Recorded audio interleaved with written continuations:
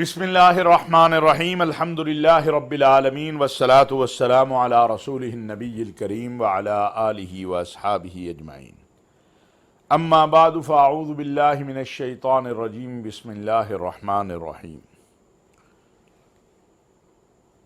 انما المؤمنون اخوہ صدق اللہ مولانا العظیم۔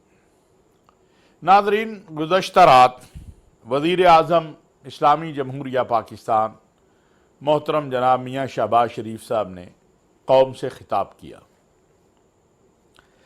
خطاب کی بنیاد اور سبب تو آئی ایم ایف سے معاہدے کے نتیجے میں جو تیل مہنگا کیا گیا اس کی وہ تھی، لیکن اس میں انہوں نے بہت اچھی باتیں کی۔ بلا شبہ 30 روپے تیل کا بڑھنا، اس کا بوجھ ہر طبقے پہ آتا ہے، غرباء پر بھی آتا ہے، مڈل طبقے بھی، متوسط طبقے پہ بھی آتا ہے، امراء پر بھی، سب پہ آتا ہے، سب، اور پھر ہر چیز بڑھ جاتی ہے۔ انہوں نے ایک بڑے ریلیف پیکج کا اعلان کیا جو کہ پسے ہوئے میں کہوں گا طبقے کے لیے۔ پچھلے 2-3 سالوں میں ہم دیکھتے ہیں مہنگائی میں مسلسل اضافہ ہوا ہے۔ اب ڈالر دیکھ لیجئے، پٹرول دیکھ لیجئے۔ چونکہ ہم امداد لیتے ہیں اور آپ اپنی شرائط پہ امداد نہیں لے سکتے۔ جب آپ کہیں قرض لینے جاتے ہیں تو پھر قرض دینے والے کی شرائط ہوتی ہیں، قرض لینے والے کی شرائط نہیں ہوتی۔ اب یہ قرض کب سے ہم لے رہے ہیں، کن حالات میں لے رہے ہیں، یہ 75 سالہ ہماری تاریخ ہے۔ کس نے زیادہ کس نے کم، لیکن ہم پھنسے ہوئے ہیں۔ بیچ میں نکلے بھی ہیں،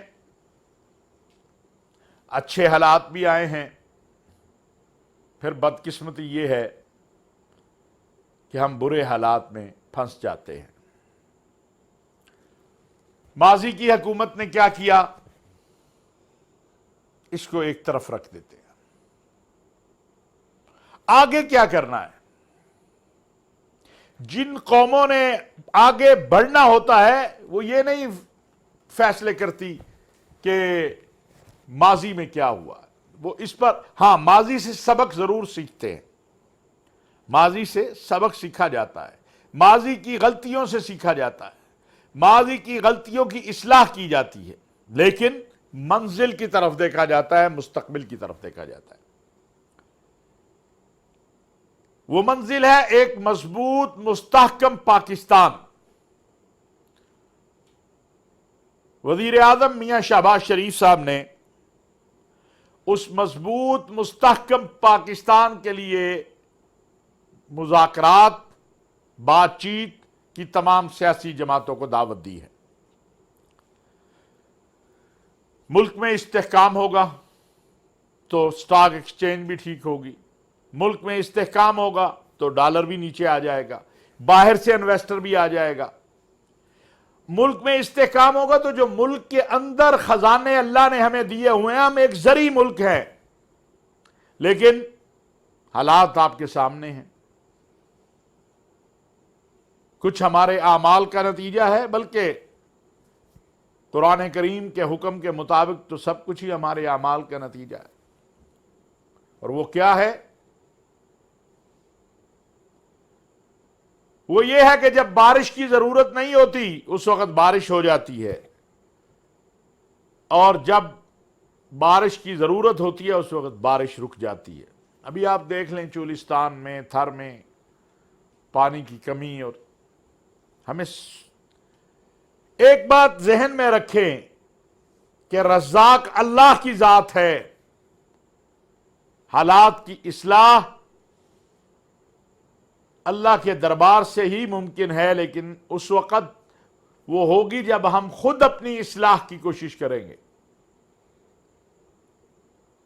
جب ہم اپنی حالت خود بدلیں گے تو رب تعالیٰ بھی ہماری حالت بدل دے گا۔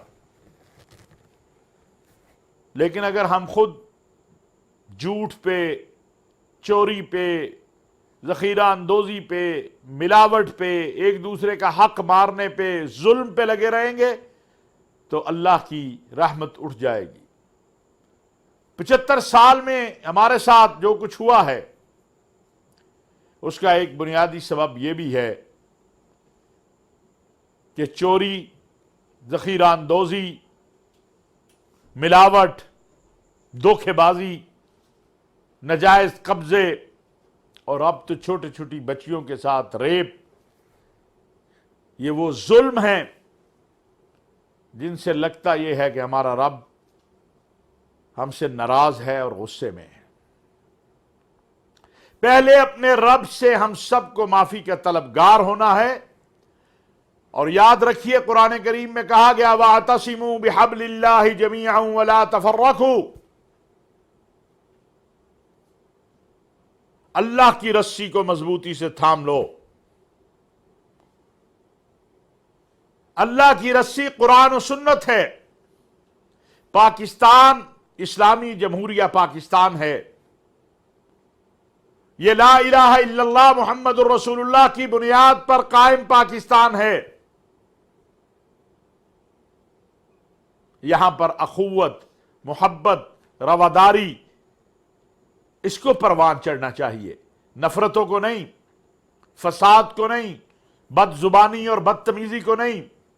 لیکن بدقسمتی ہے گزشتہ چند سالوں کے دوران ہم نے دیکھا ہے کہ جو زیادہ بدتمیز ہے، جو زیادہ بد زبانی کرنے والا ہے، اس کو اس کی لیڈرشپ سے زیادہ شاباش مل رہی ہے۔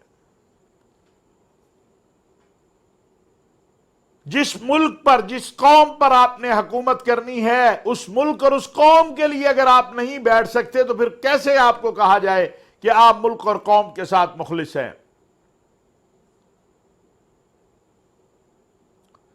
میں نے متعدد مرتبہ کہا اور آج پھر کہہ رہا ہوں، ایک اچھی بات ہے، کل عمران خان صاحب کی بھی پریس کانفرنس تھی، انہوں نے کہا کہ مذاکرات کے لیے میں تیار ہوں۔ رات شہباز شریف صاحب نے بھی بطور وزیر اعظم اس کی دعوت دی ہے، اس طرف بلایا ہے، تو پھر رکاوٹ کیا ہے؟ چلیے آپ بڑوں نے نہیں بیٹھنا، اپنی سیکنڈ قیادت کو کہہ دیں وہ آپس میں بیٹھ جائیں۔ ایک بار تو آپ بیٹھے ہی ہیں نا، دوبارہ بیٹھیے، سہ بارہ بیٹھیے۔ بدقسمتی ہے کہ کوئی بڑے تو موجود ہیں لیکن ان کو کوئی بڑا ماننے کو تیار نہیں ہے۔ ذہن یہ بن چکا ہے کہ جو میرے حق میں ہے وہ سارا درست ہے، اگر میرے خلاف ہے اور وہ درست بھی ہے تو درست نہیں ہے۔ اس کا کیا علاج ہے؟ اس کا کیا حل ہے؟ ضد اور اناء اور ہٹ درمی کا کوئی حل نہیں ہوتا ہے۔ حقیقت سے انکار نہیں کیا جا سکتا کہ پاکستان کی 3 بڑی جماعتیں ہیں جن کے قیادت اگر سر جوڑ کر بیٹھ جائے تو ان مسائل کا جو اس وقت پاکستان کو درپیش ہیں حل نکالا جا سکتا ہے۔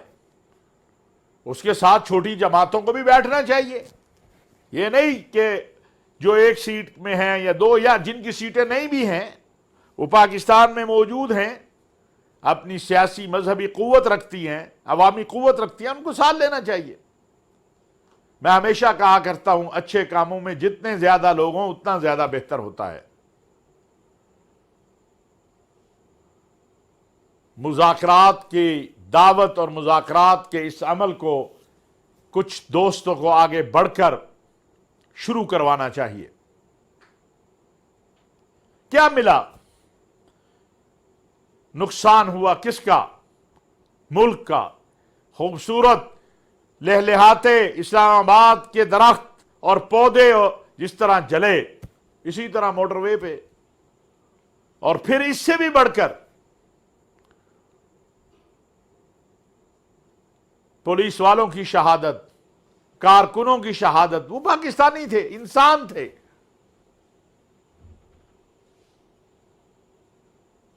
تو وزیر اعظم نے جو رات دعوت دی ہے، میں سمجھتا ہوں اس کی طرف سب کو توجہ کرنی چاہیے۔ خود میاں شہباز شریف صاحب کو، وہ بڑے ہمبل ہیں، اللہ تعالیٰ نے ان میں عاجزی اور انکساری رکھی ہے، ان کو خود آگے بڑھنا چاہیے پاکستان کے لیے۔ ایک حد بندی کرنی چاہیے کہ یہ گفتگو ہم نے کرنی ہے، یہ گفتگو نہیں کرنی ہے.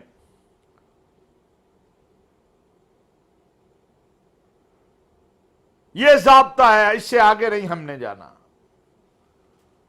بڑی شرمندگی ہوتی ہے جب باہر کی دنیا کوئی چیز بھیجتی ہے کہ ایک ہمارا لیڈر دوسرے کو کیا کہہ رہا ہے، دوسرا تیسرے کو کیا کہہ رہا ہے. لوگ پوچھتے ہیں کیا یہ سچ ہے؟ یہی قیادت ہے نا، کہاں سے لائیں گے آپ؟ یہ بدقسمتی کہیں یا خوش قسمتی کہیں، قیادت تو یہی ہے آپ کے پاس.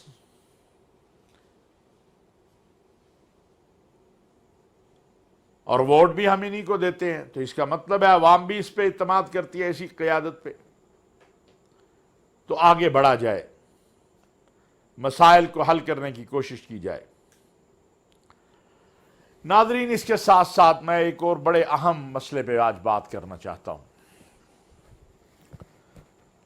پاکستان کے مقتدر ادارے ہیں، عدلیہ، پارلیمان، پاکستان کی مسلح افواج، سلامتی کے ادارے.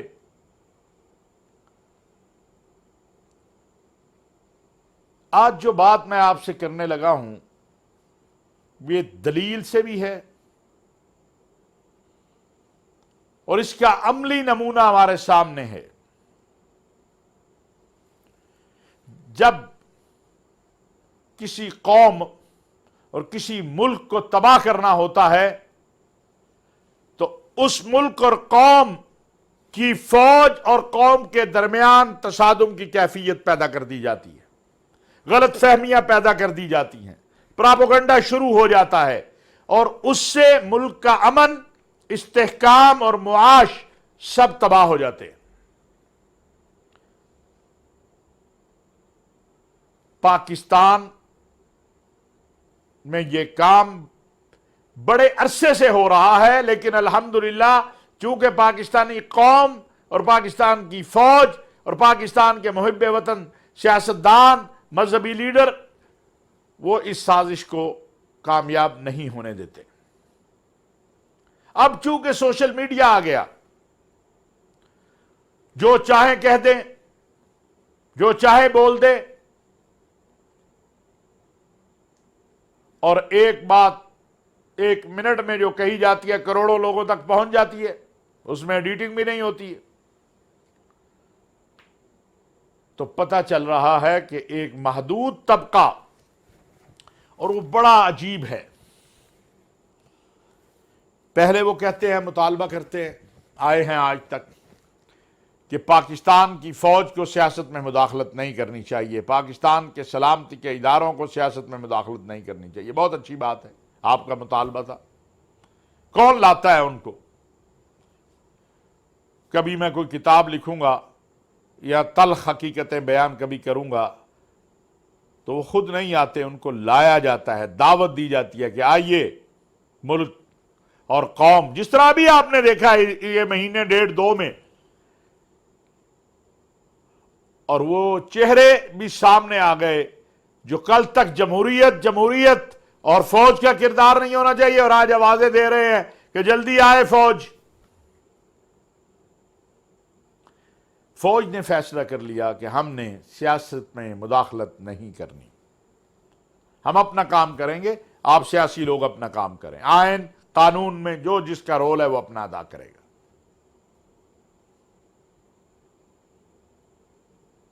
اس کے بعد ہم دیکھتے ہیں کہ خوش ہونا چاہیے تھا ان لوگوں کو، اس طبقے کو. خوش ہونے کی بجائے اس طبقے نے ڈنڈا ہاتھ میں پکڑ لیا، زبانیں دراز ہو گئی.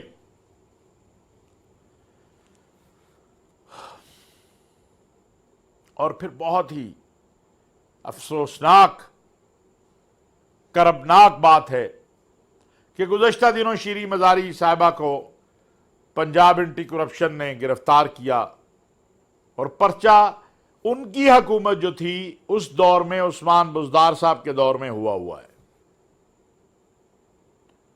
لیکن ان کی صاحبزادی نے جو سپہ سالار قوم کے حوالے سے گفتگو کی، वो एक आम आदमी के बारे में गुफ्तगू नहीं हो सकती। जो बदजुबानी और गालियां दी गई वो एक आम आदमी को नहीं दी जा सकती। कह जाए कि वो शख्स जो 22 करोड़ 23 करोड़ के दुनिया इस्लाम की एटमी कुव्वत का सिपा सालार हो और जिसका पूरे आलम इस्लाम और आलमी दुनिया में एक वकार और एक एहतराम बतौर मनसब के भी हो और बतौर शख्सियत के भी हो। ये कोई मजाक है?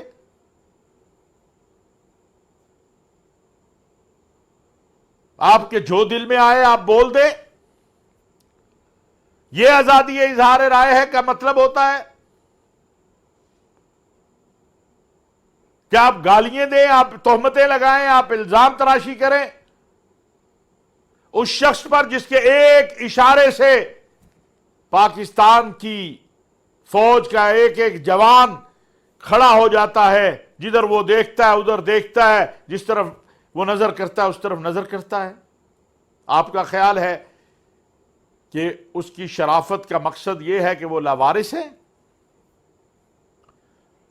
मैं समझता हूं कि पाकिस्तान की फौज ने जो फैसला किया और एक एफआईआर लॉन्च करवाई,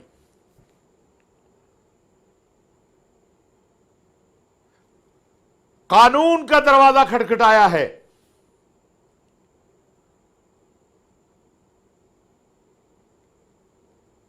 सिपा सालार बाप की तरह होता है, गमखार होता है, उसका सिपाही उससे अपने बाप की तरह प्यार करता है, अपने लीडर की तरह प्यार करता है, अपने रहनुमा और रहबर की तरह प्यार करता है। लेकिन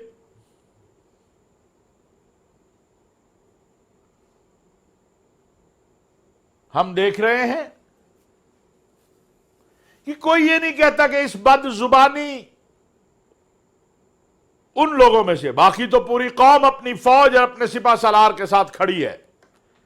वल्लाह मुझे कभी डर आता है कि ये जो लोग तोहमतें लगाते हैं मुल्क के सलामती के इदारों पर, अफवाज पाकिस्तान पर बदजुबानी करते हैं, किसी दिन ऐसा ना हो कि कौम खड़ी हो जाए या उन जवानों का